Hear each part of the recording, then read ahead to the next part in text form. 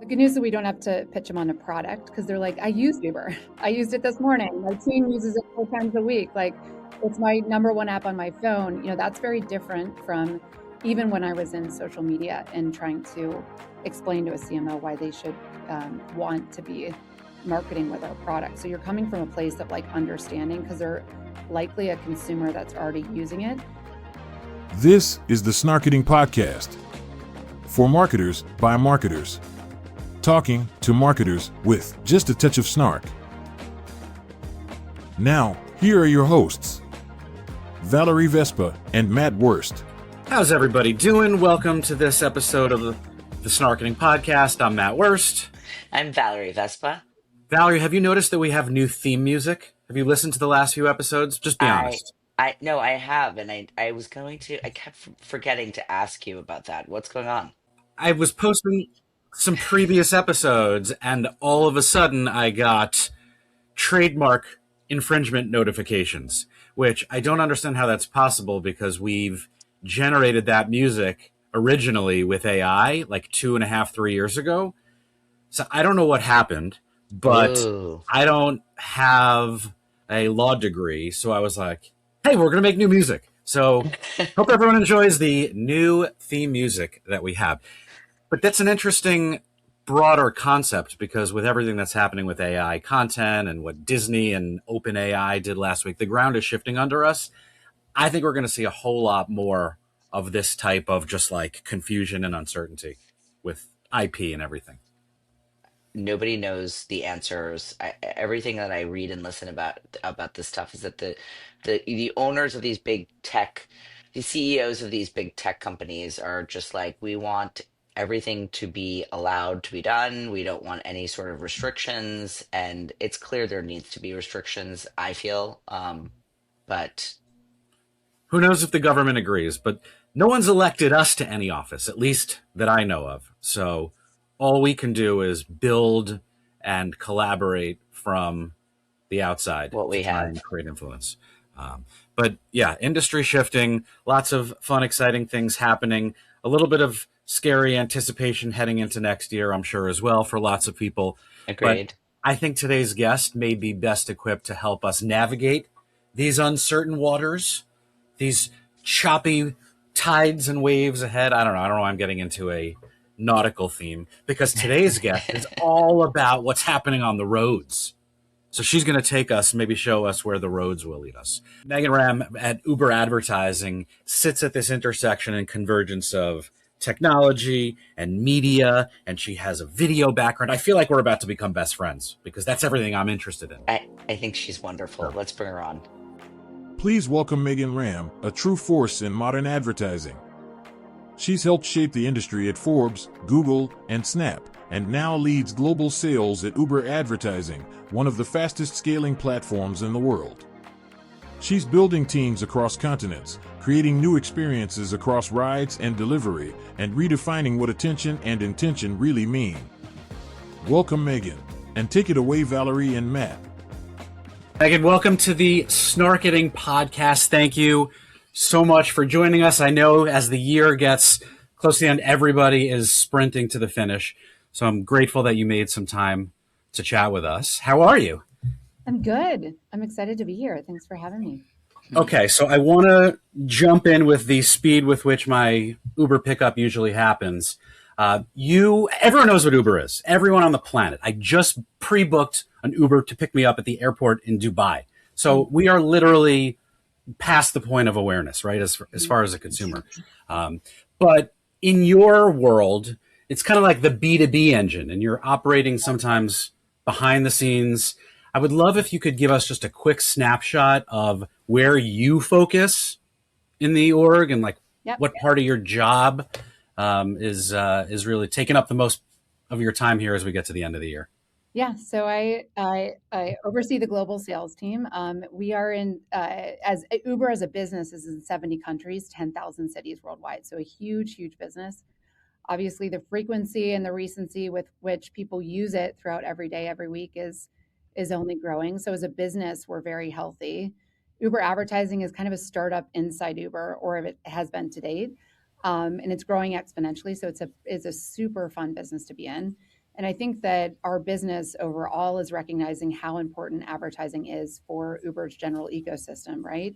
You're delivering value to the consumer, you're adding to their gross bookings, you're adding to their customer surprise and delight, and even sometimes adding affordability, right, and value to their everyday. So it's an important part of how we look at value within our overall ecosystem. And then for me, I manage teams across 7-star markets globally, and have a very big and growing business. So very important part of the overall Uber ecosystem, but running a fun and hard charging team within Uber's general business.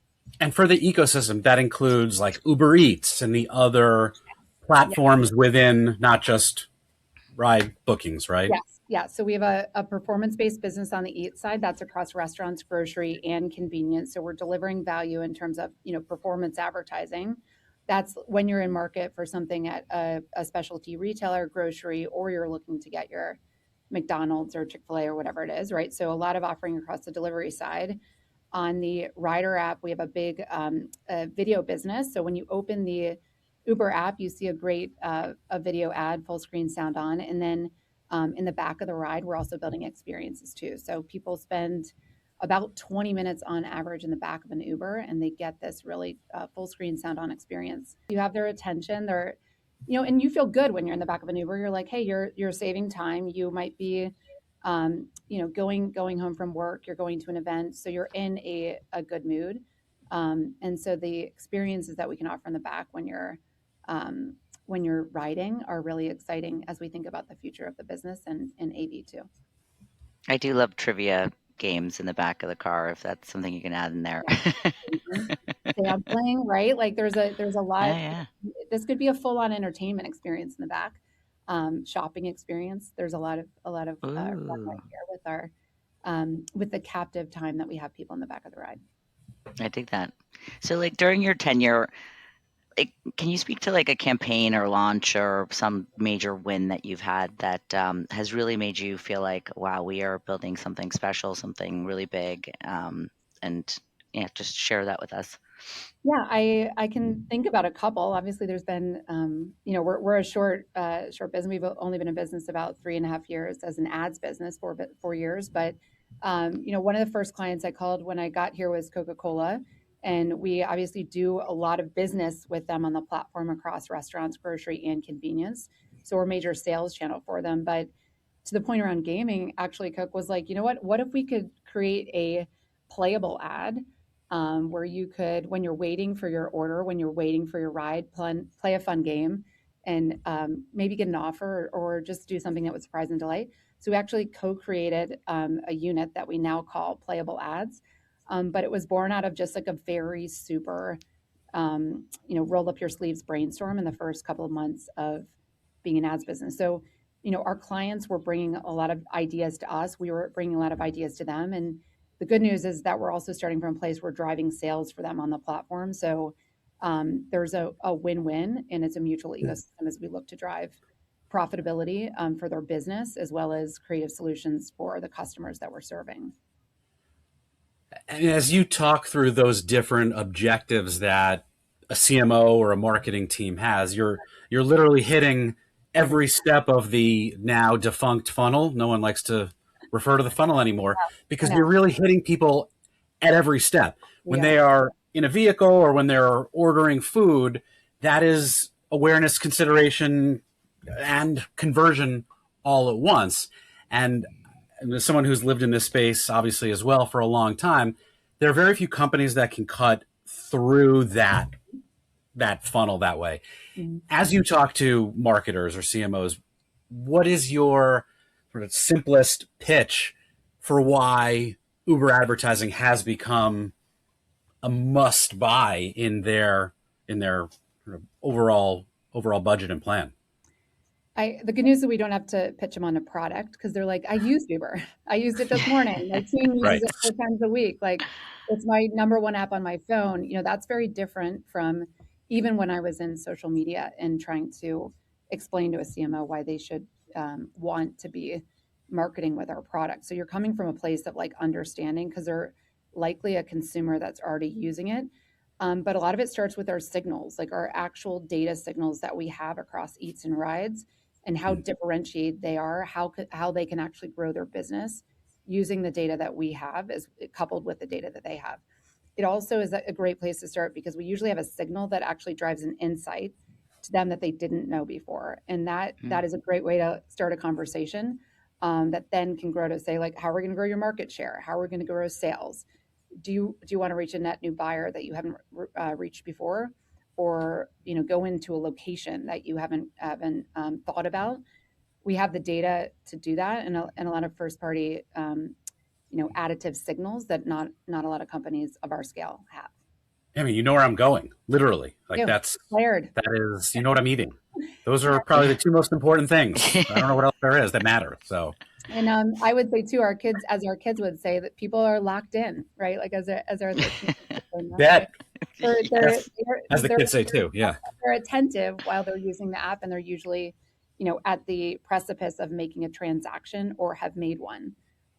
So it's a great time to reach a consumer if you are a CMO that wants to drive an action. I mean, like, I worry about my son's like social media usage. I'm worried about my Uber usage. It's like it's dangerously. No need to be. So you stepped in this global role after having led Americas. So can you tell us a little bit about how that change has impacted you? Like, what has been like most meaningful about that pivot? Yeah, I think, the global nature of our core business actually expanded our ads business quite significantly, globally and quickly, right? So our ability to stand up in region, in country sales teams for ads has been a pretty rapid clip, which is exciting. For me, it's been visiting the offices, like hearing from customers, seeing on the ground what is happening, whether it's in our Mexico City office. I was with the team in Sydney in August, and hearing what the customers say about our product, as well as building our teams in market. So my remit is global. It's spanning 4 major regions and a lot of countries within that. And then as we think about expansion, planning for that international expansion is going to be an exciting part of our growth for next year. But we're doing it with the spine of a very large global company, which is a great way to build an ads business. So yeah, people and a lot of travel to our regions to see what's going on the ground and hear from customers has been an exciting part of the last 8 to 12 months. Yeah, you have to like travel in a role like that. And yes. Probably have some good tips, which we can get to. Yes, we are. I'm a road warrior for sure. Yeah. In the best way possible. And you can't fully understand what's going on in the markets unless you're there. And so that's been a exciting part of my life. Oh, absolutely. I mean, look, Valerie and I talk to advertisers in different ways all the time too. And I think that there are so many challenges that they face, obviously just keeping up with technology and understanding all the signals that they can get and the proliferation of places they can be. Yeah. It sounds like you have a dream job. It sounds like everything is super easy, but it's probably not the case. I'm sure there are challenges. Are there things that you find that an advertiser or someone that you're talking to like still misunderstands, or is a challenge or a hurdle that you have to overcome when you're walking into the room or getting them to like finally press send on that IO? I think we're in a privileged place because of our scale and because they're frankly already using us as a customer. So you start with a baseline understanding that's a bit higher than what I've seen in other businesses that I've worked in. But we're still fighting for mind share. We're fighting for dollars, right? And our advertisers have a lot of places they can put their money. So we've been very focused on how do we deliver measurable outcomes that then drive more confidence in where they're spending, and also helping them see the role of the platform in their total media mix. You're comparing video and video formats. You're also comparing performance-based formats in the online delivery space. So continued education on how we perform as a subset of their total media mix is also something we're focused on, which helps them understand like how they place their dollars and are they working hard enough on our platform. But no, we're starting from a baseline awareness that's very high, but also that with that comes high expectation on measured returns on on investment. And generally, I think our clients are evaluating at a rapid clip given the pace of particularly retail media and commerce metrics. Yeah, these spends are not coming from their experimental budgets anymore, No, right? no. Those days are over. Yes, and I think like they're generally in a space of consolidation, right? So if anything, also it's the fact that we're driving measurable outcomes and sales also helps us stay in that mix when it's harder to compete with more players in the space, especially with retail media as prolific as it is. So, chatting a little bit about your background, you've had an incredible career, Snap, Google, Forbes. What is like the through line there that has shaped how you lead and how you think about the future of advertising? Personally, yes, it's been almost nearly 25 years and a lot of great brands switching from publishing to the platform business and from startups to large companies. So I think one thing I've taken to heart is when you stop learning or you're learning plateaus, that it might be time to go find your next thing. And so, there's been a trajectory where I've kind of checked myself. If my learning is plateauing, it might be time to find something a bit bigger or different to expand my skill set. And I take that into how I lead too, or even help people find new opportunities. And then secondly, I've been fortunate to work and learn from a lot of strong female leaders. From my start in publishing to every platform that I've worked at, they've been led by strong leaders. And I work next to, and I'm learning from one every day with Christy Argelon. So I think for my own career and the way that I lead, leading by example for a lot of the good women that have taught me is something I don't take lightly, and look at that as we try to breed talent and give people opportunities to rise. As you've grown and as you've continued to learn, is there anything that you had to unlearn when you got to Uber, like a mindset that just didn't fit an on-demand ecosystem, or a way of working that was kind of traditional and now this is moving so quickly? I think it is a complex business across eats and rides, and these are very webbed, complex global businesses. So spending a lot of time learning about the infrastructure of our core business, and also what an important part we can play in the overall profitability and consumer experience is a learning curve and an exciting one for me. And then also being at a place of really being able to influence our customers' profitability is something that we don't take lightly, but it's super exciting. At a social network or even at Google, we were not always directly influencing the last click transaction in a way you are in a marketplace business.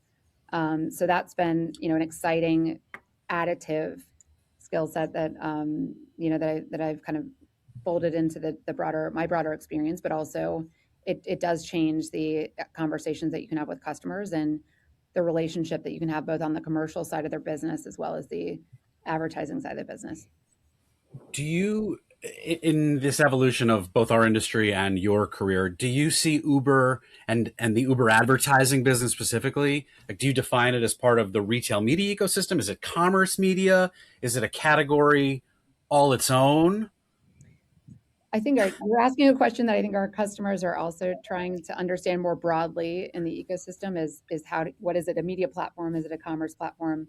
We look at ourselves, of course, as driving a lot of commerce, being a commerce platform, but ultimately we are a platform that follows you throughout your daily life and stays ahead of the moments that are important to consumers. And we are an expansive platform outside of what we might look at as traditional retail media. So more of a fluid platform that can drive commerce as much as we can drive offline action and transaction. It sounds like I know the answer to this question, but like, what's the biggest opportunity you think marketers still underestimate in this environment? Is it outcomes? The fact that you can help drive? I would say the outcomes that we've driven to date are very clear. We have also done a lot of work to showcase how attention can drive outsized conversions, both with Kantar, with Adelaide. So that's another area that I think we're trying to continue to educate. Time spent also does Mm-hmm. lead to the ultimate transaction. Lastly, having in the moment intent-based declared location data. So on trip to a venue, an event, a retail location is a superpower that we also try to Oh, educate wow. our customers around, and how that then influences the way they think about us as an omni-channel partner to drive lift both on site, but also in location. And Oh, that wow. usually is, once you open the aperture on the signals, I think it generally helps our clients understand the power it can be beyond looking at us, kind of typifying us in one, putting us in one pocket versus another. Multiple lanes. Multiple links. And I think that's what I'm seeing across the board with retail media as well, right? Or even with general platforms. Sure. Everyone's getting into the, into the mix that they might not have originally been in when they started their business.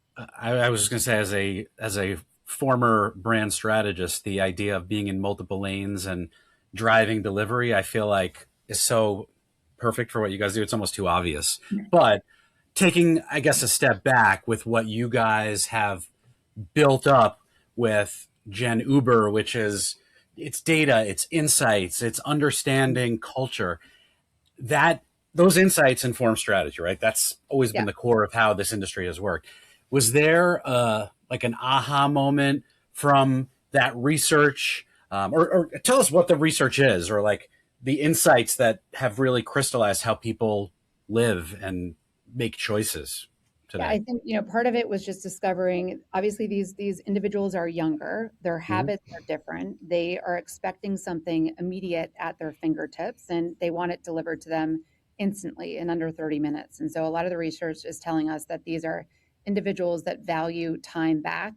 They like their, friction taken out of their everyday, and they also seek out solutions to drive that throughout their day, throughout their week. They are a group that also values discoverability, and they take their time to do their research, and they're altruistic about certain brands that they want to see in their daily life. And all of this fits in so nicely to our general core audience, which is, younger, more affluent, and on the go, right? And so then when you talk to our customers, the Mhm. CMO across the aisle, they're like, we need a younger person. We need to drive lifetime value with a new cohort. We want to reach that next buyer that's always going to put your product in the basket, and that wants to that wants to drive a new moment of consumption for us. That's exactly what we're doing with Gen Uber, and a lot of the research that we've done uncovered that. And so then I think when we're having a conversation with the CMO, it's very different, because becomes about like added and accretive audiences that they can reach that might be that next lifetime buyer that they've been seeking as a subset of their total mix. So the research has informed, obviously, our core strategy, how we talk to the people across the aisle, as well as how the CMOs perceive, and buyers perceive what they can take advantage of on our platform. So, like, in terms of this on-demand consumer mindset, like, there's obviously endemic brands that make sense to be advertising on your platform, but are there other brands that you see should be on there that are not? We're seeing a great uptick in financial service advertisers, which I think is Yeah. is natural, right? Yeah. Obviously, there's a transaction here. There's a logged in, authenticated base, and I think that's a great subset in affluent individuals, right? So we've seen a lot of good traction there as we head into 2026. Travel advertisers, airport trips going to and from is a Mhm. huge Oh, yeah. destination point. Entertainment, where you can drive tune in, and think about kind of how that fits with streaming if you're looking to watch something when you get home from the office. So non-endemic segments actually work quite well with some of the endemic businesses that we're driving. And so, yeah, our mix is diversified pretty quickly. I think based on the offering that we have across Eats and Rides, and also the quality of the data signal that we have um, through a number of different categories. So we have insight, strategy, audience, distribution. Now the creative that comes, which is the output that drives the outcomes, that's the next stop on our journey. Maybe we're taking a detour, maybe we're not. Sorry for the pun, but I had to go there. But Uber's, I mean, you have a creative studio, right? I was in Cannes last year listening to and just totally admiring so much of the work that was happening.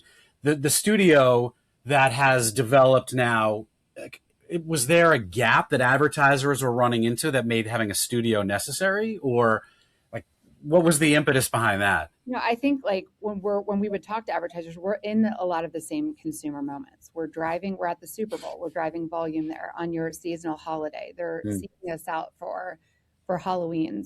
They use us when they go to the US Open. So I think the collective places that we're both in to reach consumers was the starting point for some of this. And then it was a lot of experimentation. How can we set up some type of in real life activation with Pepsi at the Super Bowl, or can we deliver carolers to your door in partnership with Diageo, which we did last holiday? You get a tree, tinsel, and your cocktails delivered at the same time, your drinks. And so I think that ability to drive experiential along with transaction, was the impetus for this, and having a brand that is very connected to consumer moments and sponsorships in the same way that a lot of our clients are too.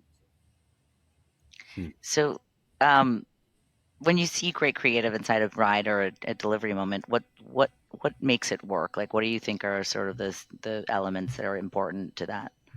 Yeah, I think, some of the standard ones that we all can attest to, having things full screen, sound on, it's not in a feed, having your logo and things show up front. Those are the basics, and those work very well in our environment too. But I would also say the gamification, some of the elements that we've been able to bring forth with our playable units, or even personalized creative based on the ride. Again, we know you're going to the US Open to round 3. We can serve you a very different creative than we could to round 1. So good. With the US Open, we know you're going to Taylor Swift, and you're having a great time in the back while you're waiting to get to see your favorite artist. So much you can do with the creative treatment itself, and how it shows up to the consumer. And I think our in partnership with our studio, also working more upstream with creative agencies, has opened the space wide open for a very friendly brand conversation and customization on the creative side. I'm curious what you think is the next step then for creative, because when I'm either waiting for my food or choosing my food or sitting in the back of a car, I am a passive audience, right? But is there a next step in that creative where there is engagement or multi-directional conversation happening? Like where do we go next? Yeah, so I mean, they're passive in the fact that they're sitting in the back, but they're active because they could be on their phone, or they're engaging in the US with our tablet experience. So, they're gaming. They want to add something to their cart to get it delivered to them later. Those are all things that they can do now. Lead generation, get a ride offer that you could actually go redeem in store, or redeem it at Starbucks before you drop off your other location. So there's actually a lot of engagement that we're already driving within ad units that actually lead to a conversion in the ride. Ride offers is another example of that that I just mentioned. So we're seeing in the data, it actually shows up in the data that they're adding to cart, they're going to store, they're redeeming while receiving the experience in ride.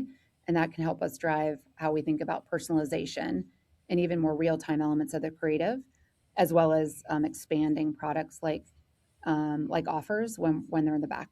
Yeah. Okay.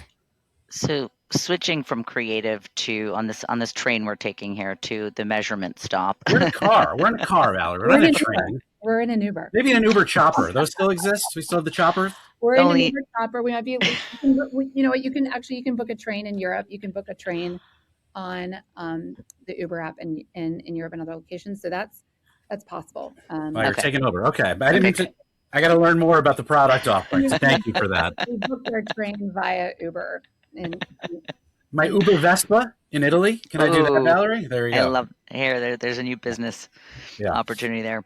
So Uber's custom AU offering is really, really interesting. Like when you develop that, what problem were you trying to solve with the new attention metrics? Yeah, I think there's been a lot of research about attention, and we're certainly seeing it with our ad formats as well. And again, in a 20-minute format. So how do we obviously use that attention to also drive an action? The combination with Adelaide and Kantar is that you're actually able to, with an attentive duration, see an uptick in actual conversion. And I think that's the next wave of how you think about how we think about attention metrics. Is attention is great, but did it actually lead someone to take another action beyond that? Right. Those are the types of things that we're thinking about as we look at the attentive nature of our ad formats.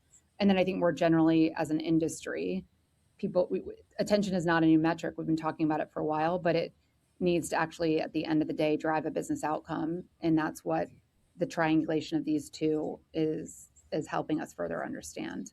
So what signals then matter most or maybe least, but like attention, intention, I guess, maybe, or proximity, right? Since this is mobility that we're talking about, or the last place you were, recency. Like, did those things must matter a lot in your environment? Yeah, and that's when you go back to our signals, right? We have 3.5 billion trips quarterly. Those are actually data signals that you can use across eats and rides to help inform the personalization of the unit that someone's receiving. And when you look at it that way, coupled with an advertiser's first-party data, in some instances, you're going to get in an environment where people are already proving that they're leaned in.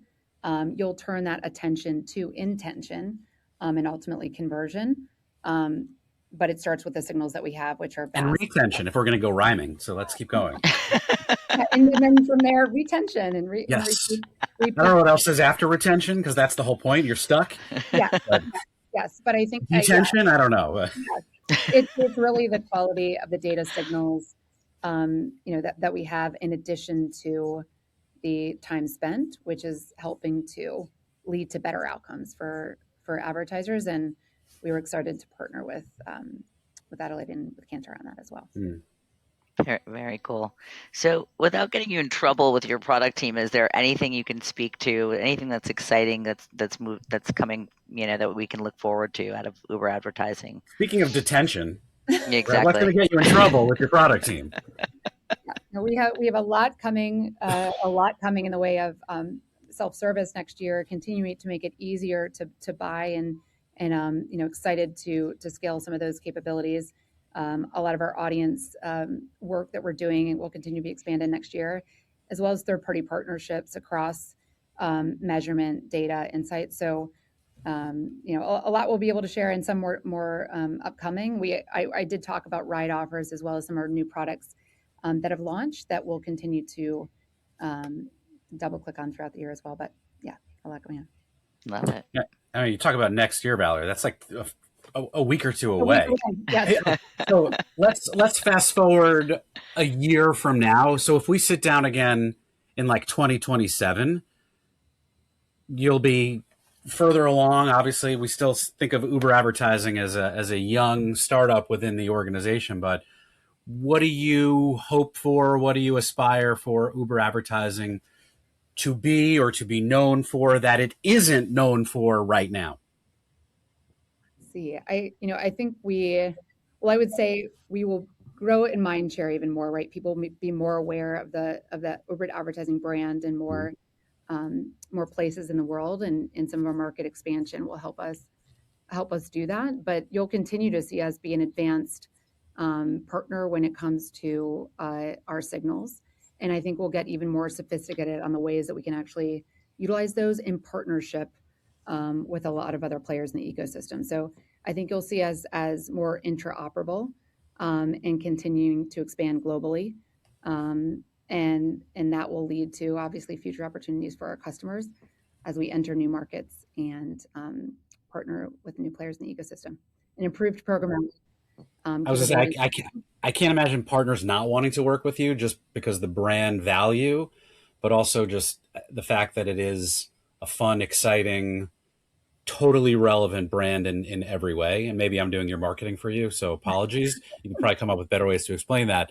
But I feel like the challenge is to constantly one up yourselves at this point, right? That's what the elite brands are faced with and are challenged with, as constantly having to do better this year than you did last year. The expectation is intense. Yeah, I think too, like we obviously serve the Uber consumer and in our courier base and in our driver base as well. So we have important users on our platform that also we're looking to drive outsized value for and with. And so in addition to our customers, it's also the consumers that we work with, that they use Uber every day, right? And in our driver base, in our courier base, and in that ecosystem, and working together to drive value is ultimately where everyone wins. So, yeah, I always say the only thing harder than B2B and B2C is B2B2C. Got all the letters in there. Multiple stakeholders. You got to please everybody, right? We're doing it. Yeah, and I think we're at an exciting inflection point in our journey. We're going from a startup and in a $1.5 billion run rate to very expansive pace in the next couple of years. So very excited to work with our partners and see this continue to grow. Well, we're excited for that too, as both consumers and players in the ecosystem. It's been inspiring to see and watch and just be part of. So thank you for driving us and delivering us that great information. So before we let you go, we always like to do our lightning round. Our questions will be arriving shortly, and they are now here. So these are things that you have not prepared for. You don't know what we're going to ask, but I promise you they are easy-ish, maybe. We'll see. So first question I have to know, and we're all going to give the answer to this. What is your passenger rating? Your Uber passenger rating? Mine is a 4.8, which I think can be better. And I think it's because of my children that take it down, I like to say. I might have made a driver wait once or twice, but you know what? I take it up every day with my tips, and certainly try to be respectful in the back seat with my kids who are kicking the seat. So so tipping your way back up to a higher score is the secret tip that we're getting. Everyone wants a 5 rating, right? 5 stars. And yes. I'm continued to focus on getting it 4.8 to a 5 as quickly. I have yet to meet someone who has a 5. I've actually been. I talk about this a lot because I'm like, is it possible to get 5? That's no, because once you get a 4, your average is below 5 forever. I think that every trip helps get that score up. Yeah, as long as you're not. I'm 4.86. Just want to point that out. So. Okay. So see, I'm competitive. So top that, Valerie. Top that. What's your number? 4.85. Yes. Okay. I used to be 8.8. I don't know what happened. Anyway. Well, maybe you've had too many Gen Uber moments. I don't know. Have you had a recent Gen Uber moment, Megan? My kids do every evening. I think they're like, I want flaming hot Cheetos and 1 Gatorade from CVS, or I'm studying and I would like, my Chick-fil-A or my McDonald's, or my, pizza order. So they consistently order on demand and remind me that, the younger generation expects it now, and Amazon's slow, and they want to see it at our door in under half an hour. So they remind me that the expectation is rising every single day. So that's the good news. The bad news is you guys are responsible for our attention spans of our kids being totally thrown out the window now, because they can't wait for more than 5 minutes for anything. Not us, but yeah, certainly they keep me on my toes in terms of their order time expectations. As the consummate road warrior that you are, and that has multiple meanings, as you said, what is your favorite city or place to travel, or just get around in?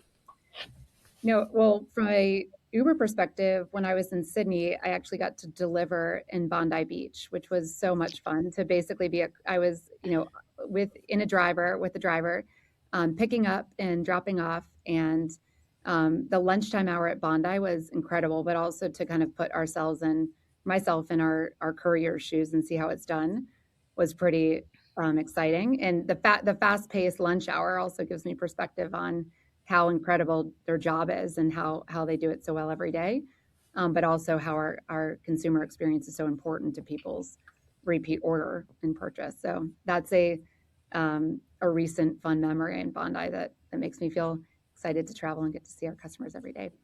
It's almost like controlled chaos, I'm sure, with all of the things that are happening simultaneously and concurrently. I mean, yes, I am waiting for one delivery or one driver, but I think about that just network that must be, just challenging, but amazing to maintain and maintain at such a high level of quality. What's your most chaotic Uber Eats order? We have a family profile, so it's usually my Uber teen he can be very chaotic in what he orders and why and when, so it's probably the mix of different things that we have in our basket, spanning again from single orders of Cheetos to my desired burrito order to my Diet Coke. It's all in there together, and again, it's getting delivered in New York City, definitely very fast, sometimes under 10 minutes. It's great. I mean, that must be just the signals alone between attention, intent, and context between your entire family. I can't imagine the ads that you are served. Well, and it's only getting better because we have Sephora on the platform now. We have obviously a lot of specialty retail. I've ordered a vacuum on Uber Eats before. It reached the Upper East Side in under. It doesn't suck. Wow. It is really from electronics to your AirPods to your beauty. To your everyday orders, it's got it all, which is actually the exciting part. It's really the intersection of product and service. I can't think of many other companies that can kind of create that type of balance as far as what you've created, what you maintain, and what you are selling as a business to other businesses. I think you're living the dream, but I'm sure every day there's always a new fire to put out. What is the last sort of emerging challenge that you've had to solve for? Let's see, good question. I'm sure you don't have many fire drills, but I would say it's the pace at which we are growing is an exciting challenge, right? Like the business our advertising business is growing so fast. And it's growing on the back of like a very fast growing general platform. So I think it's the day over day, keeping pace with the pace of change of the platform and the ecosystem that we're playing in addition to growing such a profitable business on the back of it. But the other thing has been our velocity of hiring and being able to grow and maintain a talented team. And obviously that's exciting and requires constant, development and growth for our people. And so I'm focused not only on how fast we have to grow our business, but also how do we, continue to grow up this amazing group of talented individuals that are running our business every day to day. So it's a challenge, but a good one. I was saying, getting to know you and knowing some of your team, I think it's in the right hands, and that is, as a consumer, gives me a lot of hope and excitement for what you guys continue to build and grow. It's been amazing to watch. It's been amazing to learn and hear from your perspective how this is working. So thanks for that. Thanks for that insight. And this is a lovely hour, and Snarketing Podcast is a good one. So I thank you for spending time with us, and I'm excited to spend more time together in the future. Megan, thank you so much. Have a great holiday, great New Year, and have a great year ahead. Thank you. Huge thanks to Megan Ramm, our fearless hosts Matt and Valerie, and of course, thanks to you, the listener who stuck around till the end. You're the real MVP of this ride. See you on the next Snarketing trip, and don't forget to give me 5 stars and leave a big tip.